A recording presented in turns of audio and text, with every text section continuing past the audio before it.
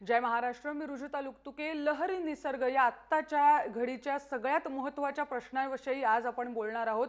कारण होतंय काय, मॉन्सून महाराष्ट्राच्या जवळ थडकलाय पण अजून पुढे पोहोचला नाहीये आणि त्यामुळे एक ना दोन काही महत्त्वाचे प्रश्न आपल्या समोर उपस्थित झालेले आहेत। एक आहे अर्थातच शेतीचा, नेमकी शेतकऱ्यांनी पेरणी कधी करायची, आणि दुसरा आहे तो पाणी टंचाईचा। शहरी जनता आहे ती पाणी टंचाईचा सामना आता करते आहे, तर दुसरीकडे शेतकरी वर्ग जो आहे तो पेरणी कधी करायची, मशागतीची कामं कशी आटपायची की दुबार पेरणीचं संकट पुन्हा एकदा आपल्या समोर वाढून ठेवलंय, या चिंतेमध्ये विवंचनेमध्ये शेतकरी सध्या आहे। आणि म्हणून लहरी निसर्गानं पुन्हा एकदा शेतकऱ्याला आणि सर्वसामान्य जनतेला रडवलंय असंच आपल्याला म्हणावं लागेल। याची काय कारणं आहेत नेमकी, याविषयी आज आपण चर्चा करणार आहोत। मॉन्सून पूर्व पाऊस बऱ्यापैकी राज्यभरात बरसलाय, पण त्या पलीकडे जाऊन मॉन्सून अजून दाखल होत नाहीये आणि नेमकी कारणंही हवामान खात्याला सांगता आलेली नाहीयेत। गोव्यापर्यंतचा मॉन्सूनचा प्रवास झाला व्यवस्थित, पण त्याच्यानंतर मॉन्सून जो रेंगाळलाय तो अजून महाराष्ट्रात दाखल झाला नाहीये।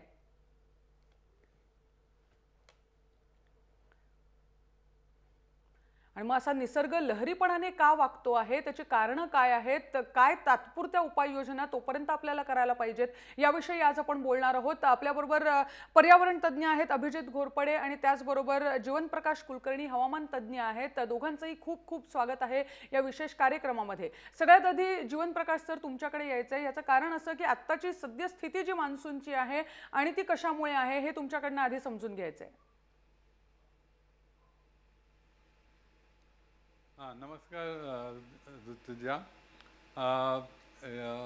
यावेळचा मान्सून थोडा उशिराने येणार असा अंदाज IMDने दिलेला होता। साधारणपणे 1 जूनला तो केरळात येतो, तर यावेळेला तो 7 जूनला येईल असा एक अंदाज दिला होता आणि तसा तो बरोबर निघालेला आहे।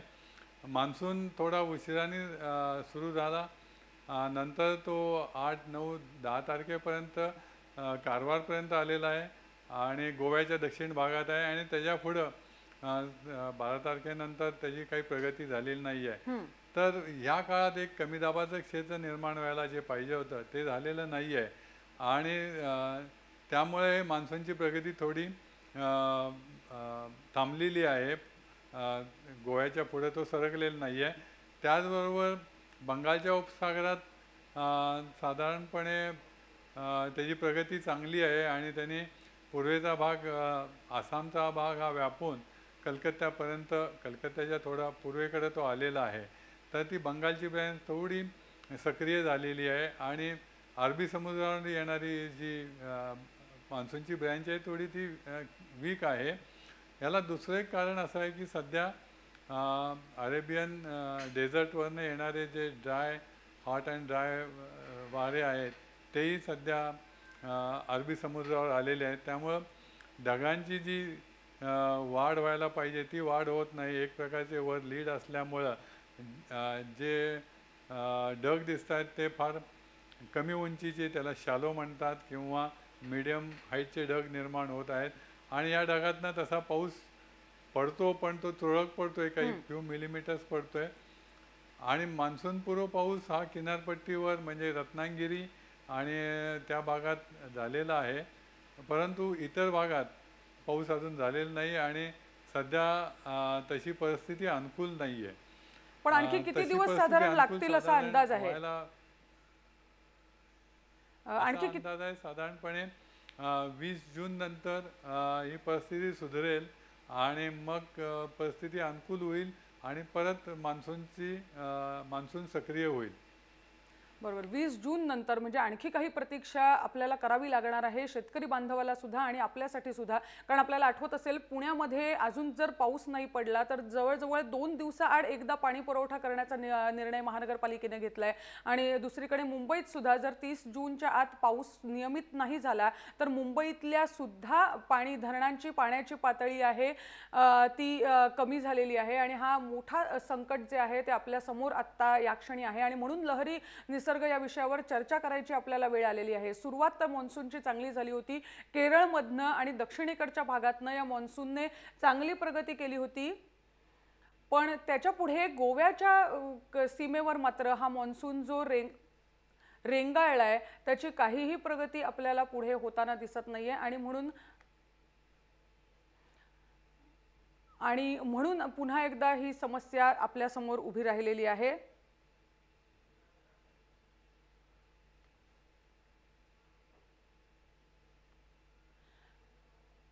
आणि म्हणून हे एक मोठी समस्या आता उभी राहिलेली आहे। निसर्गाचा हा लहरीपणा मागचे 3 वर्ष एक मराठवाड्याचा भाग आहे जो दुष्काळाशी झुंजतो आहे। दुसरीकडे आपण हे बघतो आहे की जेव्हा पाऊस पडतो तेव्हा असा बरसतो की त्यामुळे शेतीचं नुकसान होतं। अवेळी पाऊस येतो, गारपिटीमुळे शेतकऱ्याचं नुकसान होतं। त्यामुळे कितीही पाऊस झाला आणि कसाही झाला तरी पाऊस हा शेतकऱ्याचा पिच्छा सोडत नाही असं आपल्याला दिसतोय। जीवन प्रकाश यांनी आपल्याला आत्ताची मान्सूनची स्थिती सांगितली आहे। सर, आता प्रश्न असा आहे की जसं मी आत्ता म्हटलं की लहरीपणे मान्सून वागताना आपल्याला दिसतोय, त्याची नेमकी काय कारणं आहेत?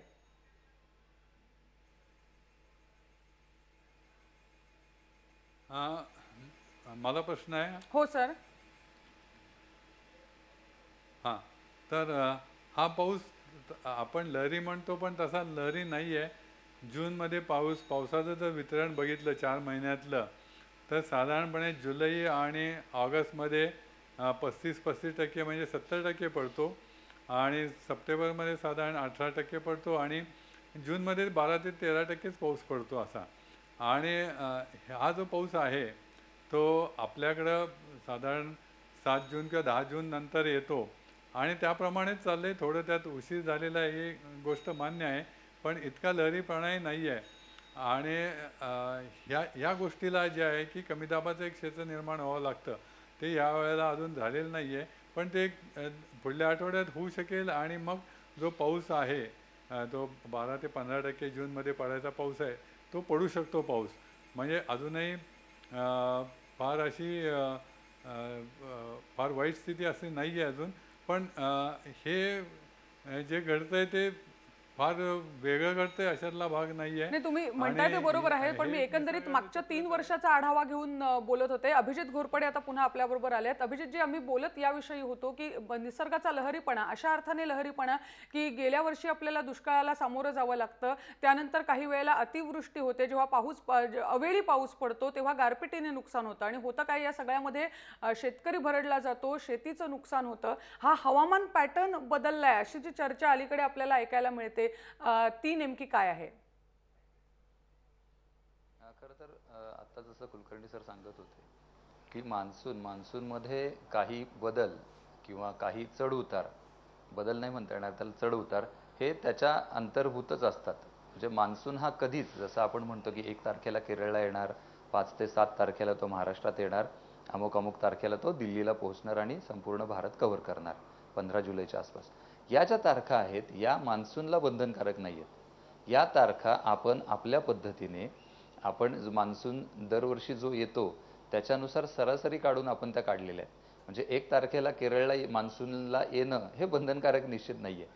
त्यात जे चढ उतार असतात त्याच्यातली सरासरी काढून आपण या तारखा देतो आणि या तारखा दिल्यानंतर आपला एक समज असा होतो की 1 तारखेला त्यांनी केरळला येणं अपेक्षित आहे, तो आला नाही म्हणजे काहीतरी मोठा त्याच्यामध्ये बदल झाला आहे। त्यामुळे एक गोष्ट आपण निश्चित लक्षात घ्यायला पाहिजे की मान्सूनमध्ये आणि मान्सूनच्या येण्यामध्ये त्याचा जो काही तो पाऊस पडतो त्याच्यामध्ये ही अंतर्गत तफावत असतेच असते। प्रत्येक वर्षीचा मान्सून, त्याचं आगमन आणि त्याच्यापासून मिळणारा पाऊस हा वेगवेगळाच असतो। त्याची सरासरी आपण काढतो आणि तिथं आपली गल्लत होते। ऑफकोर्स ती सरासरी काढणं आपल्या दृष्टीने महत्त्वाचं असतं, साधारण किती पाऊस पडेल, कधी येईल हे समजण्यासाठी, पण तो त्यावेळेस आला नाही, तितका पाऊस पडला नाही म्हणजे फार मोठा बदल झालाय नाही। एक दुसरी बाब अशी की अलीकडच्या काळात तू जसं आता सांगितलंस की गारपीट आहे किंवा उशिराने पाऊस येणं, उशिराने जाणं, या ज्या गोष्टी आहेत या निश्चितच काही बदल होत आहेत का हे समजून घेण्याच्या दृष्टीने आपण याच्याकडे पाहायला पाहिजे। कारण समजा अलीकडची मागची काही वर्ष बघितली तर काही अभ्यासकांचा सुद्धा त्याच्याबद्दल अभ्यास चालू आहे, त्या दिशेने ते काम करतायत की मान्सून जो आहे त्याचं आगमन हे वेळेवर होतं। म्हणजे केरळमध्ये तो 8 तारखेला आला, आठवडाभर पुढं मागं होणं मागं सुद्धा घडलेलं, पण त्याच्यानंतर तो खूप मोठी उघडीप घेतो आणि पुढं सरकायला हा बराच काळ घेतो, जे आत्ता आपल्याला यावर्षी सुद्धा पाहायला मिळते। किंवा त्याचा एक स्पेल येऊन जातो आणि त्याच्यानंतर तो बराच काळ उघडीप घेतो. त्याच्यामुळं पुढचं विशेषतः शेतीच्या दृष्टीने असेल किंवा पाण्याच्या नियोजनाच्या दृष्टीने असेल बरेच मोठा परिणाम याच्यामुळं पाहायला मिळतो. पण याचा लगेच अर्थ काढणं की सगळं बदललंय हे योग्य होणार नाही. कारण हवामान हे शास्त्र, हवामान ही घटना, हवामान हा घटक असा आहे की तो कित्येक वर्षांच्या म्हणजे शेकडो वर्षांच्या नंतर आपल्याला त्याच्याबद्दल ठाम काहीतरी भाष्य करता येतं. याचा अर्थ मग आता आपण काहीच बोलायचं नाही का, काहीच बघायचं नाही का, तर असं नाही.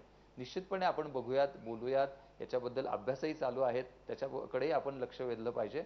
पण याच्या निष्कर्षापर्यंत यायला आपल्याला किमान काही दशकांमध्ये असं घडलंय का हे पाहावं लागेल. हे जे तू बदल सांगितलेस हे निश्चितपणे मागच्या 3 ते 4 वर्षांमध्ये झालेत. पण ही एक छोटीशी फेज आहे का आणि ती निघून जाऊन पुढे सगळं स्थिरस्थावर होतंय का हे पाहण्यासाठी मला वाटतं आपल्याला अजूनही काही वर्ष थांबावं लागेल. पण हे जे बदल होत आहेत त्याच्याशी आपण कसं जुळवून घेऊ याकडे मात्र आपण पाहायला पाहिजे. आजच्या आपल्या चर्चेचा पण हाच महत्त्वाचा विषय आहे. कारण लहरी निसर्ग आपण म्हणत असताना निसर्ग आपल्या पद्धतीने वागणार आहे, त्याच्याशी जुळवून आपल्याला घ्यायचं आहे. जसं आता तुम्ही म्हटलात तसं हवामानाचा पॅटर्नही जर असेल तर तो आपल्याला समजून घ्यायचा आहे. आणि म्हणून मग अशा वेळी कारण आधीच दुष्काळ गेल्या वर्षी आपण अनुभवलाय, आत्ता पुणे आणि मुंबईतही अशी स्थिती आहे, शहरी भागातही, जिथे की 30 जूनपर्यंत पाऊस नाही झाला तर खूप मोठी पाणी कपात करावी लागणार आहे. दुसरीकडे पेरण्या काही शेतकऱ्यांनी करून ठेवल्यात जिथे दुबार पेरणीचं संकट त्यांच्या समोर उभं आहे. मग हे नियोजन नेमकं कसं जुळवून आणायचं? 2-3 गोष्टी त्याच्यामध्ये. एक तर आपण मान्सूनचं सगळं जर मागचं रेकॉर्ड बघितलं, आपल्याकडे साधारण एक 125-150 वर्षांचं रेकॉर्ड उपलब्ध आहे की तो कधी येतो. तर आपण असं बघितलेलं की केरळमधला त्याचा प्रवेश हा 1 जून ही जरी आपण वेळापत्रक आपण केलेलं असलं तरी त्याच्यापेक्षा 10 दिवस आधीपर्यंत 20 मेला सुद्धा कधी कधी काही वर्षी केरळला मान्सून येऊन पोहोचलाय. आणि उशीर किती झालाय तर जवळजवळ 15 जून पर्यंत किंवा त्याच्या पुढं मागं. म्हणजे हा एक 25 ते 30 दिवसांचा काळ हा पुढं मागं होऊ शकतो हे आपल्याला इतिहासावरनं लक्षात येतं, या सगळ्या रेकॉर्डवरनं लक्षात येतं. एक गोष्ट. दुसरी गोष्ट, पाऊस जो पडतो त्याच्या सुद्धा आपल्याकडे आकडेवारी उपलब्ध आहे. कमीत कमी पाऊस भारताचा जर विचार केला तर कमीत कमी पाऊस किती पडलेला आहे तर 70%. त्याच्यापेक्षा खाली पाऊस कधीच गेलेला नाहीये संपूर्ण भारताची सरासरी पाहिली तर. आणि जास्त किती पडलाय तर साधारण 125%, 120 ते 25%. म्हणजे 70% ते 120% एवढा आपल्याला ॲश्युअर्ड पाऊस मिळतो म्हणजे मिळतोच. आता हे गृहीत धरून आपण जे नियोजन करायला पाहिजे ते आपल्याला टंचाईच्या काळात काय, आणि काही प्रमाणात ते केलंही जातं, टंचाईच्या काळात काय आणि सरासरी असेल तेव्हा काय आणि जास्त पाऊस पडेल तेव्हा काय, हे आपल्याकडे नियोजन तयार पाहिजे. ते कागदावर तयारी असतं, फक्त त्याचं खालपर्यंत प्रोपोगेशन व्हायला पाहिजे, खालपर्यंत ते सगळ्यांपर्यंत पोहोचलं पाहिजे. म्हणजे कोणापर्यंत, जो त्याचा अंतिम उपयोग करणारा अंतिम युजर आहे, लास्ट युजर जो आहे, शेतकरी असेल, प्रत्यक्ष हे नियोजन करते असेल, पालिकेचं जे आता आपण बोलतोय की पाण्याची स्थानिक प्रशासन असेल, पाण्याची टंचाई, त्याच्यामुळे हे तर इथपर्यंत ते सगळं योग्य पद्धतीने पोहोचवलं पाहिजे. नुसतं आकडेवारी म्हणून नव्हे तर त्याचा नेमका अर्थ काय आणि शेतकऱ्यांपर्यंत तर ते योग्य पद्धतीने जाणं अशासाठी गरजेचं आहे की हा भारताची सरासरी झाली 70% आणि 120%. पण स्थानिक पातळीवर जेव्हा येतो आपण, वेगवेगळ्या प्रदेशांमध्ये येतो, वेगवेगळ्या जिल्ह्यांमध्ये येतो, तालुक्यांमध्ये येतो, तेव्हा त्याच्यामधली तफावत ही खूप मोठी असते. त्यामुळे समजा भारतामध्ये सरासरीच्या 100% पाऊस जरी पडला असला तरी एखादा प्रदेश असा असतो की जिथं निम्मा पण पाऊस झालेला नाहीये आणि कुठे जास्त पडले, ती गोळाबेरीज म्हणून भारताची सरासरी योग्य येते. पण स्थानिक पातळीवर, प्रादेशिक पातळीवर ती तफावत प्रचंड मोठी असते आणि ती लोकांना जास्त मारक ठरते. इथपर्यंत आपण कसं पोहोचू शकू, अंदाज देण्याच्या बाबतीत काही मर्यादा आहेत स्थानिक पातळीवर, पण त्याच्यावर काम काही प्रमाणात चालू आहे. त्याचा वेग वाढवला पाहिजे, जास्तीत जास्त लोकांना त्याच्यात इन्व्हॉल्व कसं करून घेता येईल ते केलं पाहिजे. आणि ही सगळी माहिती योग्य पद्धतीने एंड युजर पर्यंत कशी जाईल, त्याचा नेमका अर्थ कसा समजून सांगता येईल, याच्यावर काम व्हायला पाहिजे. तरच मला वाटतं या सगळ्या बदलांशी काही प्रमाणात जुळवून घेणं आपल्याला शक्य होईल. खरं आहे. आणि म्हणूनच मला पुढचा प्रश्न हाच विचारायचा आहे जीवनप्रकाश सरना, कारण आता काही वेळेला असं झालंय ना की स्कायमेट एक सांगत असतं, आपला हवामान खातं एक अंदाज देत असतो आणि एकंदरीतच हवामान खात्याच्या अंदाजावर विसंबून राहणं म्हणजे अलीकडे नाही म्हटलं तरी हा चेष्टेचा विषय झालाय. तर आपल्याला अधिक काटेकोरपणे याचं नियोजन करणं, हवामानाच्या अंदाजांचं नियोजन करणं शक्य आहे का, हा पहिला मुद्दा. आणि दुसरी गोष्ट, तुम्ही आत्ताच असं म्हटलं की 20 तारखेपर्यंत हवामान, आणि ही नियमित जशी दरवर्षी वाटचाल असते तशीच ही वाटचाल आहे, वेगळं असं काही नाही आहे, आपल्याला थोडी वाट बघावी लागणार आहे. तर थोडक्यात म्हणजे यानंतर मग हे खरंच ह्या धोक्याची घंटाही नाही आहे ना की हा मान्सून जो लांबला आहे ते. हवामान अंदाजाबद्दल, हवामानाच्या अंदाजाच्या अचूकतेबद्दल बोला सर. हवामानाचे अंदाज आणि बऱ्याच वेळा एक आपली समजूत आहे की ते खूपसे चुकीचे असतात, बरोबर येत नाही आहेत. आणि त्यावेळेला आपल्या डोक्यात कल्पना काय असते की आपण तुलना ते युरोपमधील किंवा अमेरिकेतील हवामान अंदाजाबरोबर केली जाते आणि तिथं एक 3-4 तासांनी पाऊस येणार सांगितला आणि तसा पाऊस येतो सुद्धा. मग ते आपल्याकडे होत नाही, त्यामुळे हवामानाचे अंदाज चुकतात. हा एक सगळ्यांचं एक इम्प्रेशन आहे असं. तर ह्याला कारणीभूत काय आहे हे गोष्ट बघितली पाहिजे. तर ह्याला कारणीभूत आहे आपली जी पावसाची प्रक्रिया आहे ती एक वेगळ्या प्रकारची आहे की जी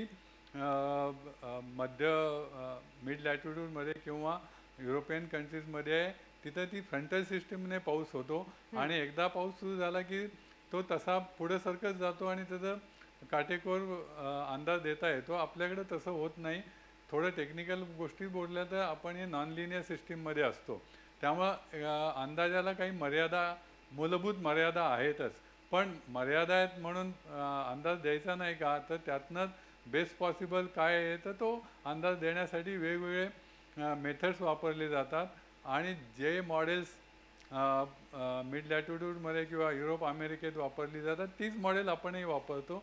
आणि ती जी प्रारूपे आहेत किंवा मॉडेल्स आहेत ती विज्ञानावर अधिष्ठित आहेत.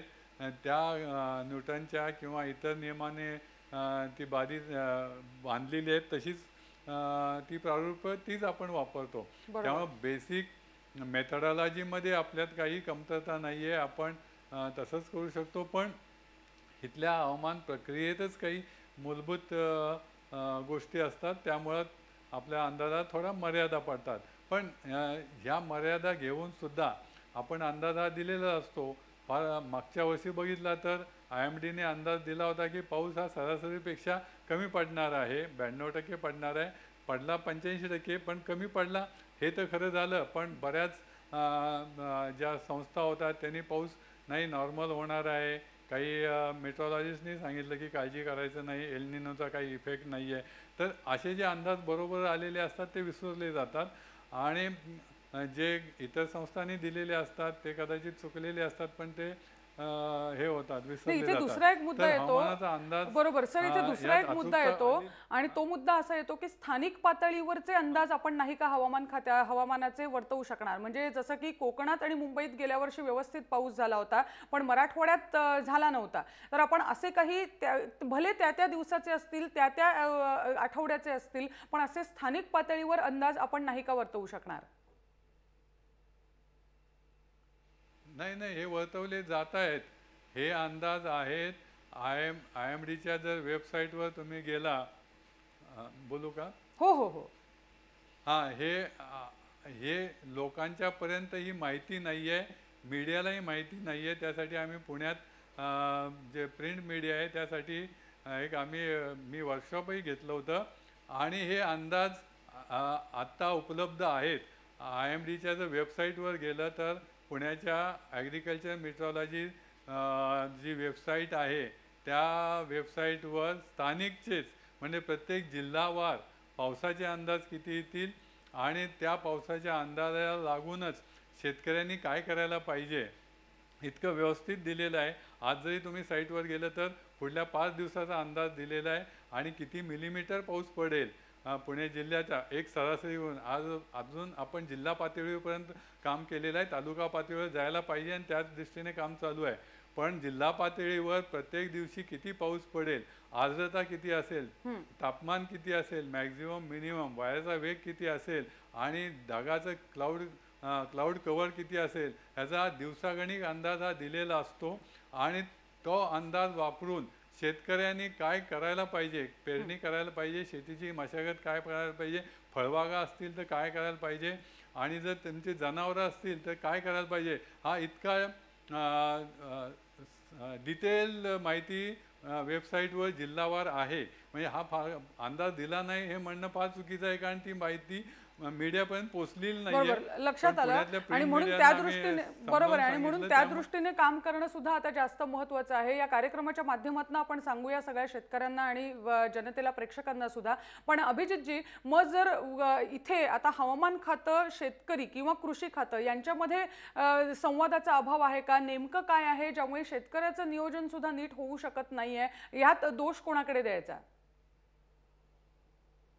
याच्यात संवाद जो आहे किंवा कम्युनिकेशन जे आहे, माहितीचा प्रसार करणं आहे, याच्यामध्ये सरकारी यंत्रणा या खूप अशक्त आहेत हे निश्चितच.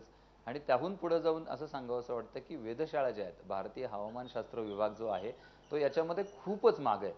म्हणजे कुलकर्णी सरांनी सांगितलं ते निश्चित खरं आहे की याच्यावर खूप काम चालू आहे. आपल्याकडं हवामानाच्या म्हणून, आपल्या हवामानाच्या व्यवस्थेच्या म्हणून काही मर्यादा आहेत की त्याच्यामध्ये अंदाज चुकणं वगैरे जे आता त्यांनी एक्सप्लेन केलं ते अगदी बरोबर आहे की युरोपातली व्यवस्था आणि आपल्याकडची व्यवस्था हवामानाची या पूर्णपणे वेगळ्या आहेत. त्याच्यामुळे आपल्याकडं अंदाज हा काही प्रमाणात चुकणार. पण जो अंदाज दिला जातो जिल्हा पातळीवर किंवा आता तालुका पातळीवर काम चालू आहे, तो लोकांपर्यंत पोहोचवण्याच्या व्यवस्था अतिशय वीक आहेत. इतक्या वीक आहेत की जर ही बाब माध्यमांनाच पर्यंत जर पोहोचवली नसेल तर ती शेतकऱ्यांपर्यंत आणखीन कशी पोहोचणार.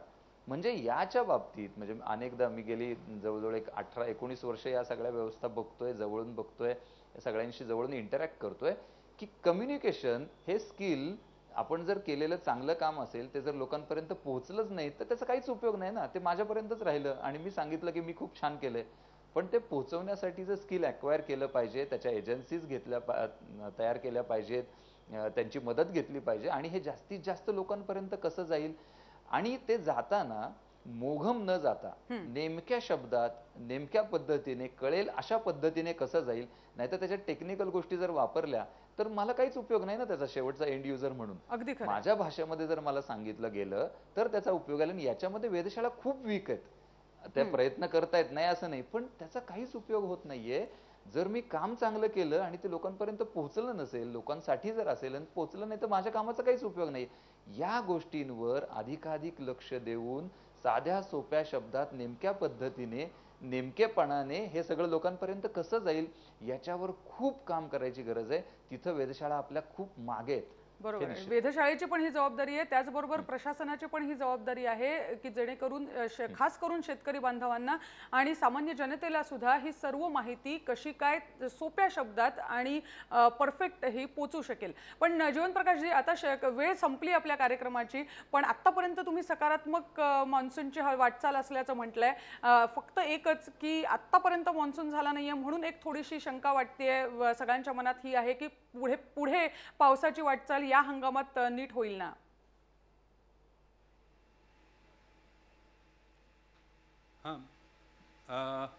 मी एकच मिनिट घेतो. तर मगाचा जो प्रश्न होता की सामंजस्य नाही आहे ते तितकंसं बरोबर नाही आहे. आपल्याला खरं म्हणजे अंदाज कोणासाठी असतात हे आपण समजून घेतलं पाहिजे. जेव्हा तुम्ही सीझनचा अंदाज देतात तो एक वॉटर मॅनेजमेंटसाठी असतो, तो शेतकऱ्यांसाठी नसतो. शेतकऱ्यांसाठी अंदाज असतो तो 5 दिवसाचा असतो. तो 5 दिवसाचा अंदाज तयार केला जातो आणि तो शेती विभागाकडून त्याच्यावर काय शेतीसाठी हा पोचत नाही शेतकऱ्यांपर्यंत. नाही ते सुद्धा सांगतो. हा जिल्हावार मराठीत फार सोप्या पद्धतीनं लिहिलेला आहे सगळ्या साईटवर आणि त्याचे खूपसे मेंबर झालेले आहेत, शेतकरी लोक मेंबर झालेले आहेत त्याच्या. सर आता जो कारण आता अजून अख्खा मान्सून आपल्या समोर आहे, साध्या भाषेत सर अख्खा मान्सून आपल्या नाही, समोर आहे आणि अख्ख्या तो मान्सूनचा कसा forecast असणार हा आहे एकदाच पुढे दिला. हा हंगाम याची थोडक्यात माहिती तुमच्याकडनं हवी होती. नाही, अख्खा मान्सूनचा तर फोरकास्ट दिलेला आहे की तो सरासरीपेक्षा जास्त पडणार आहे. हा तर अंदाज दिला आहे. यात सुधारित अंदाज तसाच दिलेला आहे. तर त्या बाबतीत काही दुमत नाही आहे. बरोबर. परंतु शेतकऱ्यांसाठी किंवा अजून ह्याच्यासाठी हा एक 4 आठवड्याचाही अंदाज दिला जातो आणि शेतकऱ्यांसाठी जो अंदाज दिला जातो तो महाराष्ट्रासाठी मराठी जिल्हावार आणि सोप्या भाषेत दिलेला जातो की शेतकऱ्यांच्या भाषेतच दिला जातो. पण मुद्दा असा आहे की तो शेतकऱ्यापर्यंत पोचत नसेल, कारण IMD आपल्या वेबसाईटवर टाकते आहे. प्रिंट मीडियालाही मी सांगितलेलं आहे. इलेक्ट्रॉनिक मीडियाने समजून घेतलं पाहिजे की तो अंदाज अवेलेबल आहे आणि तो दररोज दिला जातो पुढल्या 5 दिवसाचा आणि तो इतका व्यवस्थित अंदाज आहे आणि त्याचा शेतकऱ्यांनी जास्तीत जास्त उपयोग केला पाहिजे. आणि हा अंदाज करण्यामागे फार परिश्रम आहेत. तो असा अगदी सिरियसली केला जातो. पाऊस किती पडेल आणि त्या अनुषंगाने काही करावं लागेल हे सगळं तिथं अवेलेबल आहे. ही पहिली गोष्ट झाली. नाही, तुमचा हा दावा मान्य करूया आपण आणि तो अभ्यासही परिपूर्ण अभ्यासानंतर केलेला हा अंदाज असतो. दोन्ही मान्यवरांचे खूप खूप आभार. आज तुम्ही कार्यक्रमात सहभागी झालात आणि मार्गदर्शन केलं प्रेक्षकांना याबद्दल. एका पॉझिटिव्ह नोटवर, सकारात्मक नोटवर आपण या कार्यक्रमाचा शेवट करणार आहोत. मान्सून लहरी नाही आहे, मान्सूनशी आपल्याला जुळवून घ्यायचं आहे आणि त्या पद्धतीनं आपलं नियोजन करायचं आहे. यासाठी मात्र यंत्रणा सक्षम हवी, तर हे सगळं शक्य आहे. आज या विशेष कार्यक्रमात इथेच थांबतोय. तुम्ही पाहत राहा जय महाराष्ट्र, थेट अचूक बिनधास्त.